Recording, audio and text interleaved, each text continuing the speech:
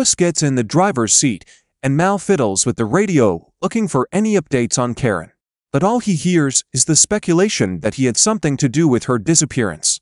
Lois turns the radio off and says, "Chin up, Mal. We'll find her and set the record straight." It's just hard. I put so much into building a life with Karen. Now here I am, public enemy number one. The prime suspect. Excuse me? Public enemy number one is a criminal who represents the most dangerous threat to society, like the Joker or Black Adam. You, sir, are the prime suspect, which is a different thing altogether. Thanks for clearing that up, I think. Once we get to Ivytown, I have a few contacts that... It's right there at the stoplight on the corner of O'Neill Drive and Adams Street, at exactly 11:45 p.m. that their rental gets ran from behind. Joey Toledo and Willis Todd then exit their stolen SUV, with guns in hand, and proceed to zip-tie Lois and Mal's wrists. Lois screams at the top of her lungs while she and Mal are marched into Star City Forest. Mal is a little groggy from hitting his head on the car's dashboard during the crash, but he's complying with whatever he's asked by the men with guns aimed at him. Once they get to the exact center of the forest, Mal and Lois are then told to put their hands on their heads and drop to their knees. Lois attempts to use what little dexterity allowed by her zip-tied wrists to push a button on her watch that will alert her husband that she's in danger. Before she can manage to press that button, a blonde woman wearing a motorcycle jacket, fishnets, black leather gloves, and shin-high leather boots drops down from the trees. With her arms at her sides, Black Canary tells Joey and Willis, "Drop your weapons and leave Star City, or else." The two men laugh in chauvinistic delight until they are simultaneously knocked to the ground by a pair of red and yellow boxing glove trick arrows.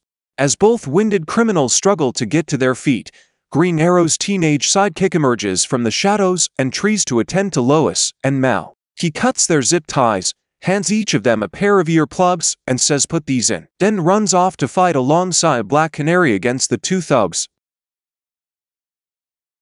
It's not a very brutal battle, but it's loud. Loud enough to convince Joey and Willis that retreat is their best option. They run along the dark of night, through the thicket of Star City Forest, unknowing that they are heading directly into the waiting arms of Star City's finest. Seeing as the police are about to be involved, Canary suggests that Speedy get back to the bunker. As it is a school night, the attending officers round up Joey, and Willis then takes statements from everyone including Black Canary. Once the police leave with the two criminals cuffed and in their back seat, Lois and Canary share a little heart-to-heart. "Just to be honest, and on the record, you're not exactly the one I felt would save me in Star City, but thank you nonetheless." Well, Lois, the truth is Star City's resident vigilante is off having a play date.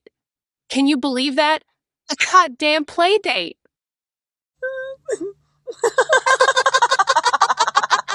He's done this every year for the past 3 years. He heads off on an adventure with his little friend and leaves me and Speedy to watch the city for a week. The two laugh so hard they cry. Canary's laugh begins to fade as she gets into the serious matter at hand.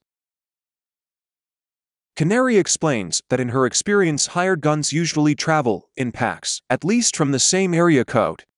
But Joey Toledo is suspected to be a lieutenant in a 100 crime family based in Freeland, Georgia. And Willis Todd is a low-level lackey working for Two-Face, obviously from Gotham. There's literally no connection there. So why would they be here, in Star City, trying to kill you and Mal? I'm not trying to scare you or tell you to turn back. Just please, be careful, Lois. She promises she will.